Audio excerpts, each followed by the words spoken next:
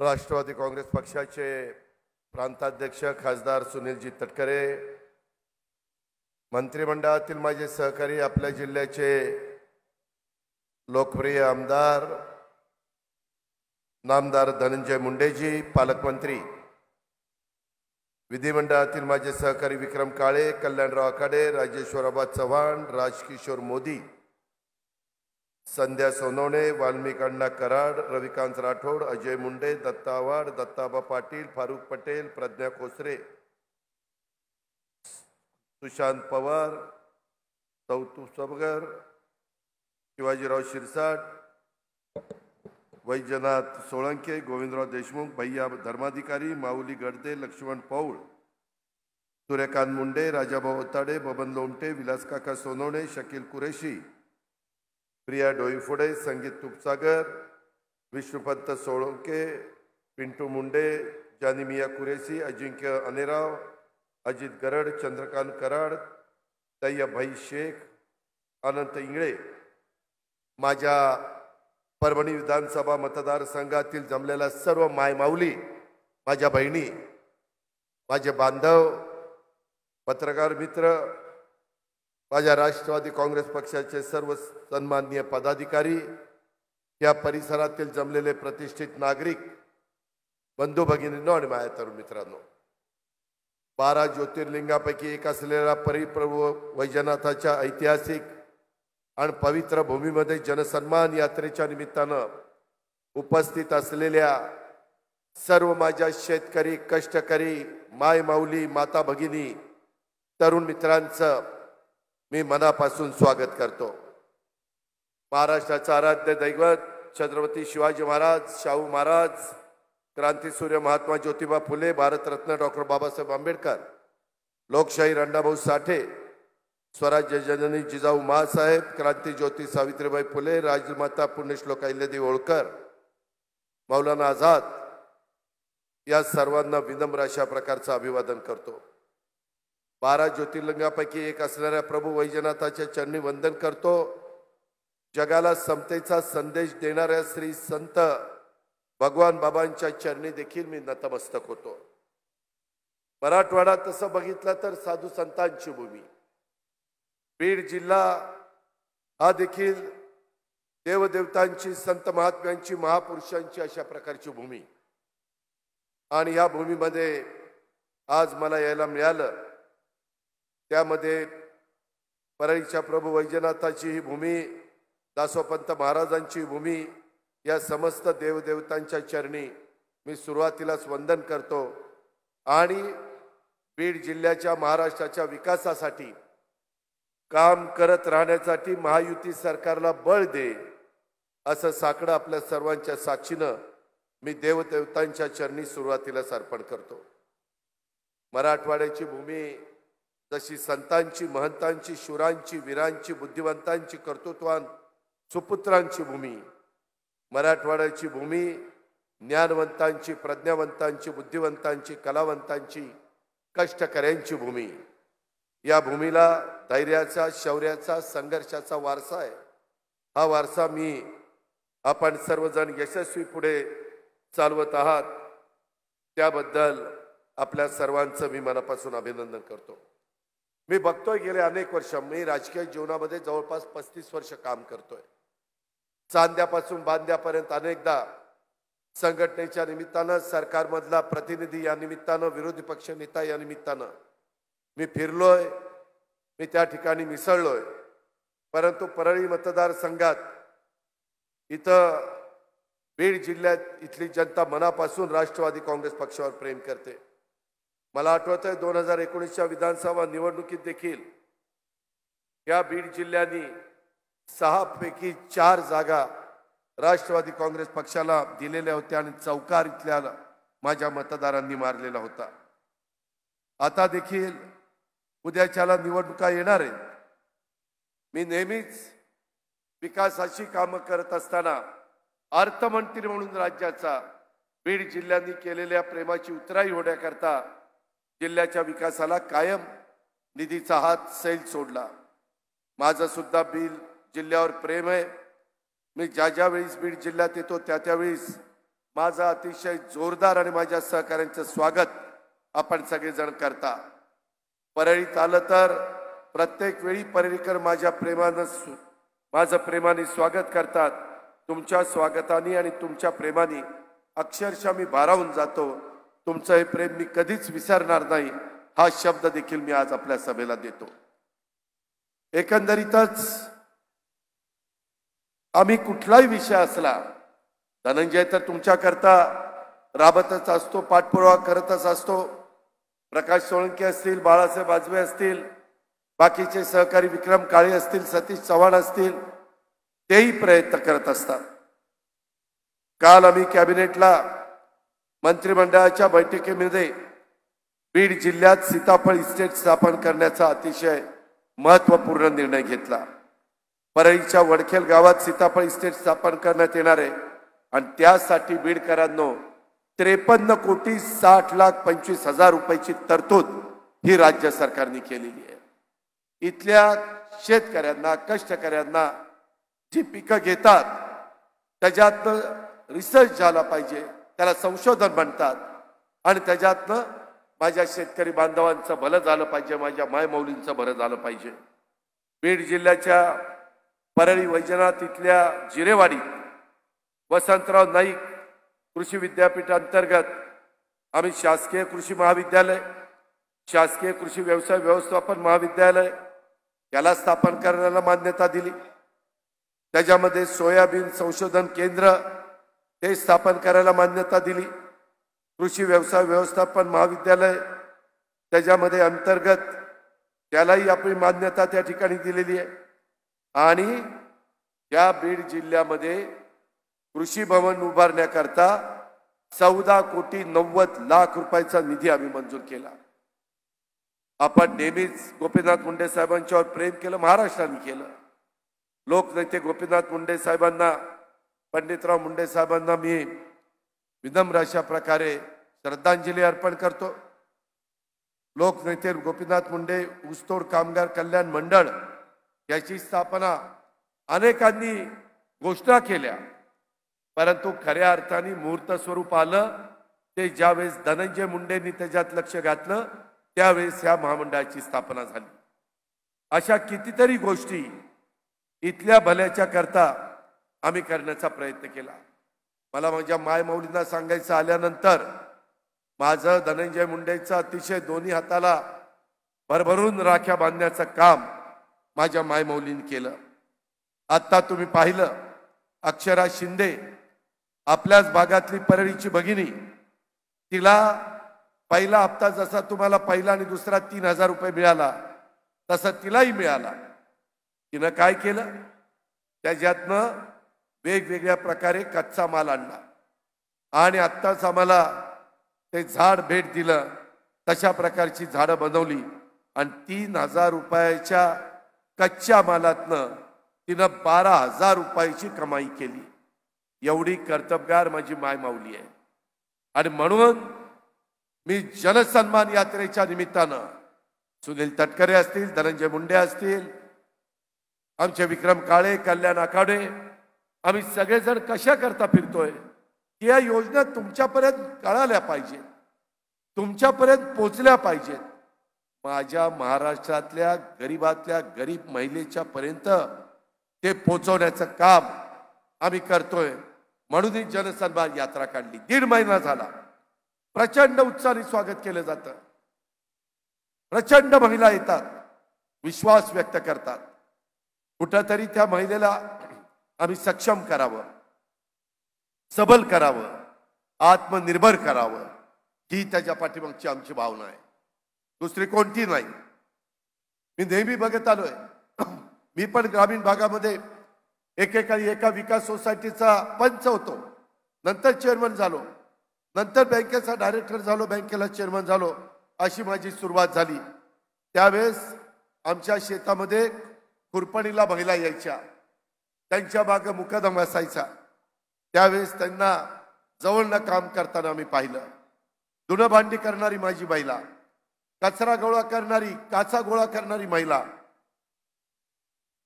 झाडू पोतना करणारी शहरातली महिला, स्वयंपाक करणारी शहरातली महिला, अरे तिला इतकं दिवसभर काम केलं तर ती जी संध्याकाळी चूल पेटती, भाजीपालाची विक्री करणारी महिला, फळ विकणारी महिला, अशा प्रकारे आमच्या महिलांची अवस्था.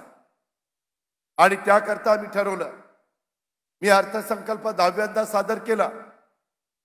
मला माझ्या सगळ्या सहकारी मित्रांनी सांगितलं, दादा असा अर्थसंकल्प सादर करा की महाराष्ट्रातल्या जनतेने देखील त्या अर्थसंकल्पाला समाधान व्यक्त केलं पाहिजे. पहिलं टार्गेट आम्ही धरलं महिला, माय माऊली, आमची भगिनी. तिला गरीब महिलेला कसं आपल्याला मदत करता येईल आणि त्याच्यातनं ही लाडकी बहीण योजना पुढे आली. मी आमची मुलगी आदिती तटकरेशी बोललो, ती ह्या खात्याची मंत्री आहे. तिला लक्ष घालायला सांगितलं. महाराष्ट्रातनं माहिती गोळा केली. झोपडपट्टीमध्ये राहणाऱ्या महिलेला तिची काय अवस्था आहे ती पाहिली. ग्रामीण भागात, आदिवासी भागात, डोंगरी भागात, जिरायत भागात त्या महिलेची माहिती मिळवली. शहरातली महिलेची माहिती मिळवली आणि याच्यातनं ही योजना अस्तित्वात आली. 46,000 कोटी रुपये वर्षाला मिळणार आहेत. माझ्या महाराष्ट्रातल्या गरीब महिलांना 46,000 कोटी कशाला म्हणतात? 6.5 लाख कोटीचा अर्थसंकल्प सादर केला. त्याच्यातनं 2.5-3 लाख कोटी पगारावर, पेन्शनवर आणि त्या ठिकाणी कर्जाचे व्याज फेडायला आम्हाला द्यावे लागतात. आणि बाकीचा विकास कामाला रस्ते झाले पाहिजेत, आता सांगितलं तसं ॲग्रिकल्चर कॉलेज झाली पाहिजेत, सुधारणा झाल्या पाहिजेत. वेगवेगळ्या पद्धतीनं पिण्याच्या पाण्याच्या योजना, लाईटची व्यवस्था, वेगवेगळी उद्यानं, क्रीडांगणं, गरीब वर्गाला चांगल्या प्रकारे स्वतःच्या करता घरकुल योजना, त्याच्याही आता पैसे आम्ही वाढवतोय. रमाई घरकुल योजना असेल किंवा नमो घरकुल योजना असेल, त्याच्यातनं पण प्रत्येक महाराष्ट्रातल्या व्यक्तीला हक्काचं घर मिळालं पाहिजे ही आमची भूमिका आहे. आणि त्याकरता अधिकचा निधी देण्याच्या करता मी माहिती मागवलेली आहे. मुख्यमंत्र्यांनी लक्ष घातलंय, उपमुख्यमंत्र्यांनी लक्ष घातलंय. थोडी कळ काढा. आता आम्ही जसं लाडकी बहिणीला पहिले 3,000 दिले, आता सप्टेंबरचे पैसे आले. आज मी तुम्हाला सांगतो, ऑक्टोबर आणि नोव्हेंबरचे पैसे 10 ऑक्टोबरच्या आत भाऊबीजेची ओवाळणी माझ्या महिलांच्या खात्यामध्ये जाणार आहे. हा शब्द मी तुम्हाला देतो. बहिणींनो, काळजी करू नका. हा भाऊ तुमच्या पाठीशी आहे. धनंजय मुंडे तुमच्या पाठीशी आहे. आमचं मंत्रिमंडळ तुमच्या पाठीशी आहे. तुम्ही काही काळजी करू नका. फक्त ते पैसे तुमच्या करता वापरा. इतके दिवस तुम्ही नवऱ्या करता, मुलाबाळांच्या करता वापरलं. स्वतःला काही पाहिजे असेल तर मुरड घातली, नको मला घेण्यापेक्षा कुटुंबाला घेईन. पण तुमचाही अधिकार आहे ना. बघता बघता दिवस निघून जातात. सगळी सोंग करता येतात, पैशाचं सोंग नाही करता येत. आणि त्या करता तुमच्या डायरेक्ट अकाउंटला पैसे टाकले, मध्यस्थ नाही, डायरेक्ट अकाउंटला पैसे, डीबीटी. आताच मी सकाळी आदितीशी बोललो, अजून किती पैसे पाहिजेत. तिने सांगितलं, दादा इतके 1,000 कोटी रुपये लागतील. तुमची सभा झाल्यानंतर मुंबईला जाणार आहे. उद्या कदाचित सुट्टी असेल तरी देखील परवा दिवशी ते जे काही लागतात तेवढे पैसे तजवीज केली जाईल. काळजी करू नका. पण तुम्ही सन्मानाने राहा, सबल व्हा, सक्षम व्हा. तुम्हाला सुरक्षित पण आम्ही करतोय. मध्ये एक घटना घडली. काही नराधम, काही विकृत माणसं, कधी कधी त्यांच्या डोक्यात काय येईल सांगता येत नाही आणि कुठंतरी अत्याचार होतो, अन्याय होतो. माझ्या मायमा मुलींना त्या ठिकाणी नको ती किंमत मोजावी लागती. माझ्या मुलींना मोजावी लागती. मधल्या काळामध्ये एका नालायकानी, एका विकृतानी बदलापूरला एक घटना घेतली. त्याला जेलमध्ये नेत असताना चकमक झाली आणि त्याच्यात तो मृत्युमुखी पडला. अहो, ज्यावेळेस त्यांनी त्या कच्च्या बच्च्या मुलींच्यावर अन्याय अत्याचार केला त्यावेळेस उभा महाराष्ट्र म्हणत होता त्यांना फाशीची शिक्षा द्या, त्यांना जन्मठेपेची शिक्षा द्या, सोडू नका. आणि ज्यावेळेस आमच्या पोलिसांवर त्यानं गोळी झाडण्याचा प्रयत्न केला त्यावेळेस स्वसंरक्षणाच्या करता पोलिसांनी गोळ्या झाडल्या. त्याच्यात त्याचा दुर्दैवी अंत झाला. तरी देखील विरोधक त्यांची बाजू घेतात. चौकशी होईल ना. आम्ही कुठं म्हणतो कायदा हातात घ्या. परंतु ते बदलापूर 9 तास बंद होतं, रेल्वे बंद होती. ज्या घरातल्या कुटुंबातल्या मुलीच्यावर दोघींच्यावर अन्याय झाला त्या कुटुंबाला काय वाटलं असतं? तुमच्या माझ्या घरातली मुलगी असते तर काय तुम्हाला मला वाटलं असतं? याचं राजकारण करता विरोधक, हे राजकारण. अरे निवडणुकीमध्ये आम्ही आमचे विचार मांडू, तुम्ही तुमचे विचार मांडा. जनता जनार्दन सर्वस्व आहे. कुणाचं बटन दाबायचं, कुणाला निवडून द्यायचं, कुणाला घरी पाठवायचं, हे घटनेचे शिल्पकार डॉक्टर बाबासाहेब आंबेडकरांनी संविधानाच्या माध्यमातून तुम्हाला तो अधिकार दिलेला आहे. वापरा ना, आम्ही कुठं नाही म्हणतोय. पण माझी विनंती आहे, त्यावेळेस जशी माय माऊलींच्या करता लाडकी बहीण योजना आणली, 3 गॅस सिलेंडर मोफत वर्षाला देण्याची योजना आणली, गरिबाच्या घरातल्या मुलींना शिक्षण कॉलेजचं घेता येत नाही आणि ते शिक्षणापासून वंचित राहतात. तिलाही काही ना काही डॉक्टर, इंजिनियर, वकील, पायलट, CA, IPS, UPS काही ना काही व्हायचं असतं. मग तिला नाही आहे तिचा अधिकार. त्याकरता तिला मोफत शिक्षणाची योजना आणली. लेक लाडकी, जन्माला आल्यानंतर मुली 18 वर्षाची होईपर्यंत तिला टप्प्याटप्प्यात 1,01,000 रुपये देण्याची योजना आणली. काय वाईट केलं? गरिबाकरता आणली, सर्व जाती धर्माच्या करता आणली. त्याच्यात मागासवर्गीय आणि आदिवासींना तर योजना होत्याच, पण त्यांच्याकरता देखील माझी लाडकी बहीण योजना आणली. गॅस सिलेंडरची योजना त्यांना आणली. या योजना जात पात धर्म पंथ बघून आणल्या नाही. गरीब माझी महिला, माझी माय माऊली, माझी बहीण ते बघून आणलेली आहे. त्यामध्ये अल्पसंख्याक असा, सर्वसाधारण असा, OBC असा, भटके असा, कुठल्याही जाती धर्माचे, मागासवर्गीय, आदिवासी, कुठलाही अशी एक देखील महिला माझी वंचित राहता कामा नये. आता मी जाताना येताना धनंजय, मी विक्रम विचारत होतो, तुम्हाला पैसे मिळाले का? त्याच्यामध्ये आमचा राजेश्वर पण होता, तोही विचारत होता. बहुसंख्य महिला सांगत होत्या दादा मिळाले. खुश, समाधान, आनंद व्यक्त करत होत्या. दादा चांगलं केलं असं सांगत होत्या. अजून काय पाहिजे? अरे मिळालेल्या सत्तेचा वापर हा सर्वसामान्य माणसाचे प्रश्न सोडवण्याच्या करता करायचा असतो. सत्ता येते, सत्ता जाते. ताम्रपट घेऊन कुणी जन्माला आलेलं नाहीये, हे आम्हालाही माहिती आहे. पण सत्ता असताना लोकांचंही हित जपलं पाहिजे, महिलांचं हित आम्ही जपलं. विरोधक टीका करतात, आमचं सरकार आल्यानंतर योजना बंद करू. का बाबा, काय वाईट योजना? का तुम्हाला बघवत नाही? का तुम्हाला मळमळ होती? गरिबाला पैसे जातात ते तुम्हाला बघवत नाही? तुम्ही लोक श्रीमंत असाल.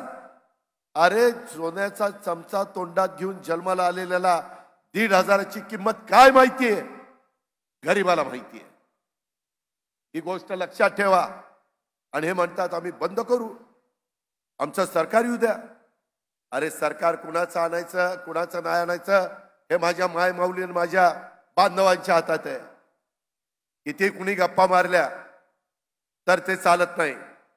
आणि म्हणूनच माझी तुम्हाला विनंती आहे, या योजना पुढं पण कायम चालवायच्या असतील तर हा अजितदादाचा वादा आहे.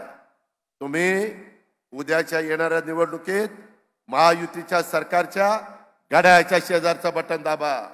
तुम्ही काही भागात कमळ असेल तिथं कमळाचं बटन दाबा. काही भागात आमचा उमेदवार धनुष्यबाण घेऊन उभा असेल, धनुष्यबाणाचं बटन दाबा. या योजना पुढेही 5 वर्षाच्या करता चालू ठेवण्याचा शब्द मी माझ्या मायमाऊलींना देतो, मी माझ्या बहिणींना देतो. तुम्ही इतरांचं ऐकू नका, सगळ्यांनी एकजूट दाखवा. त्याच्या संदर्भामध्ये आम्ही गरिबीतनं तुम्हाला बाहेर काढण्याचा प्रयत्न करतोय. त्याच्यानंतर पुढं हळूहळू ही रक्कम पण आम्ही वाढवू, काळजी करू नका. विरोधक काय म्हणतात? अरे यांची लाडकी बहीणच चाललंय, भावांकडे काहीच लक्ष नाही. भावांनो, बांधवांनो, तुम्हाला पण मी खूप वर्ष, माझ्याकडे 10 वर्ष ऊर्जा खातं होतं, सुनील तटकरेंच्याकडे ऊर्जा खातं होतं, दिलीप वळसे पाटलाकडे होतं. आमच्या बरेच दिवस मनात की माझा शेतकरी एवढा कष्ट करतो, काळ्याची सेवा करतो, उन्हा पावसात राबतो, त्याची बायको त्याचं कुटुंब तिथे राबतं, त्याच्यामध्ये कधी अवकाळी पाऊस येतो, कधी गारपीट होती, कधी दुष्काळ पडतो, कधी अतिवृष्टी होती आणि होत्याचं नव्हतं होतं, कधी भूकंप होतो. काय त्याचा दोष आहे, त्याने कसं जगावं? आणि म्हणून माझ्या मनात आलं कधी ना कधी वीज माफीची योजना करायची. यावेळेस नेमकी संधी मिळाली. माझ्या बांधवांनो, 44 लाख शेतकरी, किती? 44 लाख शेतकरी, त्यांचे 3, 5, 7.5 हॉर्सपॉवरचे आम्ही वीज माफी केली. तुम्ही 10 दिवस थांबा, तुमच्या असणाऱ्या 3, 5, 7.5च्या मोटरचं बिल तुमच्या हातात जे येईल ते 0 असेल, 0 बिल. मागची बाकी काही नाही, चालू बाकी 0, बिल 0. मागची बाकी भरायची नाही, पुढचं बिल द्यायचं नाही. चांगल्या पद्धतीने वीज वापरा आणि काळ्या आईची सेवा करा. हे आम्ही करू शकतो. काँग्रेसने एकदा केलं, परंतु निवडणूक झाली की मागे घेतलं. आम्ही तसं नाही करणार. या योजना फार विचारपूर्वक 10 वर्षाचा अनुभव पणाला लावला. उत्पन्न कसं वाढवता येईल, त्याच्यामध्ये लाभार्थ्याला लाभ कसा देता येईल, गरीब कसा त्याच्यातनं चुकणार नाही हे बघितलं आणि योजना दिलेली आहे. त्या योजनेला आम्ही माझ्या भावांना दिली, माझ्या बांधवांना दिली. त्याच्यामध्ये आता इथनं पुढं 8.5 लाख पंप सोलरवर. सूर्य उगवला पंप चालू, सूर्य मावळला पंप बंद. पाणी पाहिजे फक्त, नाहीतर चालू करून पाणीच नसेल तर काय करता. त्याच्यामुळे यंदा पाऊसकाळ चांगला झाला, आपली धरणं भरली. आत्ताच मी बघितलं, माजलगाववरून आलो, तेही धरण 70-75% पोहोचलंय. वेगवेगळ्या बॅरेजेस केले, ते भरलेत. आमच्या इथलं मोठं 100 TMCचं धरण, मृत आणि उपयुक्त साठा उजनी भरलंय. कोयना 100 TMCचं धरण भरलंय. जायकवाडी भरलंय, मांजरा भरलंय, निम्न तेरणा भरलंय, माजलगाव भरत आलंय. अशा प्रकारची परिस्थिती आहे. आता तुमच्या मोटारी व्यवस्थित चालवा, चांगली पिकं घ्या. मुलाबाळांचं भलं कसं होईल, कुटुंबाचं भलं कसं होईल, हा प्रयत्न करा. आम्ही तिसऱ्यांदा पंतप्रधान नरेंद्र मोदी साहेब झालेत, त्यांच्याकडे गेलो, अमित भाईंकडे गेलो. त्यांना सांगितलं कांदा निर्यात बंदी उठवा. कांदा निर्यात बंदी उठवली का नाही? तांदूळाची निर्यात बंदी उठवली. सरकार तिथं आपल्या विचाराचं आहे. विरोधक येतील गप्पा मारायला, मतं मागायला. बीडकरांनो, परळीकरांनो, माय माऊलींनो, माझ्या मराठवाड्याच्या जनतेहो, त्यांना तुम्ही जर का काही वेगळं केलं आणि ते तिथं बसले तर ते म्हणतील केंद्र सरकार आमचं ऐकत नाही, आमची कामं होत नाही. आम्ही तसं सांगणार नाही. आम्ही हक्काने जाऊन कामं करून घेऊ. जसं चंद्रबाबू नायडू, नितीश कुमार त्यांच्या राज्याला जास्तीचा निधी केंद्रातून घेऊन जातो, तसं आम्ही पण केंद्रातून निधी आणू. या 100 दिवसात आम्ही आणलाय. त्याच्यामध्ये पालघरचं वाढवण बंदर ₹1,00,000 कोटी आपल्याला मंजूर केले. वेगवेगळे उद्योगपती आपल्याकडे गुंतवणूक करतायत. अनेक विमानतळ आपल्या इथं चालू आहेत. मी मगाशीच माजलगावला धनंजयला म्हणलं, एक आपल्या बीडला पण विमानतळ केलं पाहिजे. त्याच्याशिवाय उद्योगपतीची सोय होणार नाही. उद्योगपतीची सोय झाल्याशिवाय मोठे उद्योग येणार नाही. मोठे उद्योग आल्याशिवाय छोटे मोठे उद्योग त्याच्यावर चालणार नाही. त्याच्यातनंच रोजगार मिळेल, त्याच्यातनंच माझ्या तरुण तरुणीला काम मिळेल. त्या पद्धतीने आपल्याला पुढे जायचं आहे. हे सगळं करत असताना बीड जिल्ह्यासह मराठवाड्याच्या करता वॉटर ग्रीड तो प्रकल्प आपल्याला राबवायचा आहे. बीड जिल्ह्याचा नियोजनबद्ध पद्धतीने विकास हे आमचं विजन आहे. आम्ही ह्या योजना आणल्या, मागे हे केलंय, पुढे हे करायचं आहे. ही आमची भूमिका आहे. बीड जिल्ह्याच्या विकासाला आम्हाला गती द्यायची आहे. जनसन्मान यात्रेच्या निमित्तानं उदंड प्रतिसाद हा आम्हाला मिळतोय. कानाकोपऱ्यातनं माझ्या मायमाऊली भगिनी येत आहेत, प्रेमाने आम्हाला राख्या बांधतायत. राज्यातल्या माय माऊली भगिनींचं प्रेम ही आमची ताकद आहे. या ताकदीच्या जोरावर अनेक संकट आम्ही पार करू शकू असा विश्वास आम्हाला आहे। माझ्या हातावर धनंजयच्या हातावर बांधलेल्या राख्यांची शपथ घेऊन सांगतो, राज्यातल्या माय माऊलींना काही कमी पडू देणार नाही। त्यांचं संरक्षण करण्याबरोबरच त्यांना आत्मविश्वास मिळवून देण्याचं काम राष्ट्रवादी काँग्रेस पक्ष करेल, महायुतीचं सरकार करेल। आम्ही बोलतो तसं वागतो, हा अनुभव राज्याला आहे आणि त्याकरता राज्याची आर्थिक परिस्थिती आपली भक्कम आहे। आजपर्यंत 1,60,00,000 महिलांच्या खात्यामध्ये लाडक्या बहीण योजनेचा निधी, सन्मान निधी दिलेला आहे आणि आता ज्यांना पहिल्या 2 महिन्याचा निधी मिळाला नाही त्यांना एकदम 3 महिन्याचे प्रत्येकाला 4,500 रुपये जमा त्या ठिकाणी केले जाणार आहेत। हा महायुती सरकारने दिलेला शब्द पाळलाय। कोणत्याही परिस्थितीत ही योजना बंद होणार नाही। ही काळ्या दगडावरची पांढरी रेघ आहे। त्यामुळे माय माऊलींनो, विरोधकांच्या प्रचाराला बळी पडू नका, तुम्ही काळजी करू नका। असे कितीतरी येतील आणि जातील, त्याला महत्त्व देऊ नका। मी काल परवा दिवशी कृषी भूषणचा कार्यक्रम होता आणि धनंजयनी मला सांगितलं, दादा 2023च्या कापूस सोयाबीन उत्पादकाला आपल्याला 5,000 रुपयाप्रमाणे हेक्टरी अनुदान द्यायचं आहे। 49,50,000 खातेदारांच्या खात्यात 2,399 कोटी जमा केले आणि ही संख्या 96 लाख आहे। तुम्हाला माहिती आहे, राज्याची संख्या 96 लाख असली तरी एकट्या माझ्या बीड जिल्ह्याची संख्या 9,60,000 आहे। म्हणजे 10% पैसे राज्याचा फक्त बीड जिल्ह्यामध्ये येणार आहे।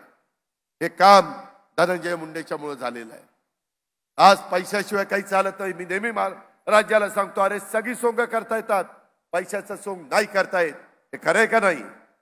त्या पद्धतीनं आम्ही पुढे चाललोय आणि म्हणून मागाशी जसं बांधवांना वीज माफी केली तसं दुधाचा व्यवसाय करणाऱ्यांना तुमच्याही जिल्ह्यामध्ये काही ठिकाणी दुधाचा व्यवसाय आहे, आष्टी, पाटोदा आणि इतर भागात, त्यांना लिटरला गाईच्या दुधाला 5 रुपये अनुदान होतं। उद्याच्या 1 ऑक्टोबर पासून म्हणजे आजपासून आम्ही ते 7 रुपये अनुदान केलेलं आहे। शेतकऱ्याचा फायदा करून दिलेला आहे। शेतकऱ्यांनी व्यवसाय करावा, सरकार पाठीशी आहे। 1 रुपयाची पीक विमा योजना, त्याच्यात पण धनंजयनी मध्ये कृषी प्रदर्शन इथंच भरवलं होतं। त्यावेळेस शिवराज चव्हाण आलेलं होतं, कृषी मंत्री देशाचे। त्यांनी सांगितलं की मी त्याच्यामध्ये लक्ष घालीन आणि माझ्या शेतकऱ्याला, महाराष्ट्रातल्या नाही तर भारतातल्या सगळ्या शेतकऱ्याला कशी मदत करता येईल त्याबद्दलचा त्यांचा प्रयत्न आहे।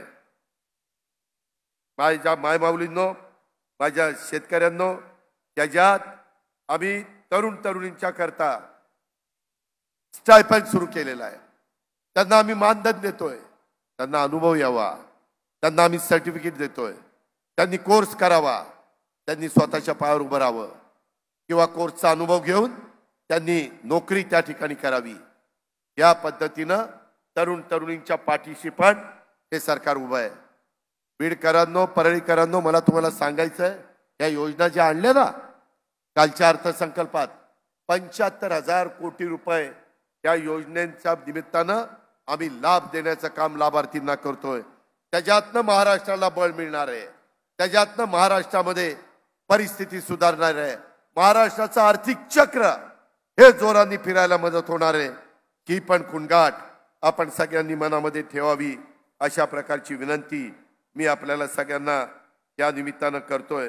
आम्ही एवढ्यावर थांबलो नाही, आम्ही पोलीस पाटलाचं मानधन वाढवलं, 6,500चं 15,000 केलं, कोतवालाचं मानधन 7,500चं 15,000 केलं, त्याच्यामध्ये आशा सेविकेचं मानधन वाढवलं, 5,000चं 10,000 केलं, गटप्रवर्तकाचं मानधन वाढवलं, अंगणवाडी सेविकेचं मानधन वाढवलं।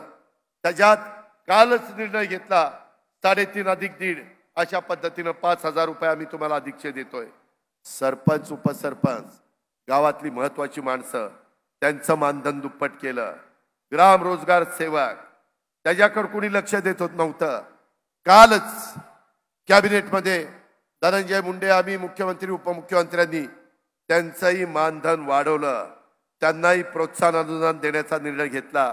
आज माजलगावमध्ये लोक भेटले, माझ्या आत्ता परळीत लोक भेटले, हार देत आहेत, पेढे देत आहेत. दादा चांगलं झालं, महायुतीचं सरकार, आम्ही सरकारच्या पाठीशी राहू असं सांगतायत. होमगार्ड माझे पोलीस कमी पडतात कारण संख्या कमी आहे, भरती चालू आहे, परंतु भरल्यानंतर ट्रेनिंगला वर्ष दीड वर्ष जातं. मग कधी कधी आम्हाला होमगार्डची मदत घ्यावी लागती, कारण आले सण की इतके लागून येतात. गणेशोत्सवाच्या आधी दहीहंडी झाली, गणेशोत्सव झाला, ईद झाला, नवरात्र झाला, दसरा झाला, दिवाळी झाली, ख्रिसमस, त्याच्यानंतर संक्रांत, त्याच्यानंतर गुढीपाडवा, सारखे सण. पोलिसांनी किती काम करायचं, ही पण माणसंच आहेत ना, त्यांचे पण हाडामाणसासारखे त्यांच्यात जीव आहे ना. त्याकरता होमगार्ड आम्हाला लागतात आणि ते होमगार्डचा रोजचा भत्ता 570 होता. काल आम्ही 1080 केला रोजचा भत्ता. का तर तोही आपलं संरक्षण करतोय, त्यालाही नीटपणे मानधन मिळालं पाहिजे. आम्ही ज्या वेळेस त्याला बोलू त्यावेळेस येतोय, महिन्यातले 10 दिवस 10, 15 जेव्हा लागू तेव्हा येतोय. त्यामुळं त्यालाही तिथं मदत केली.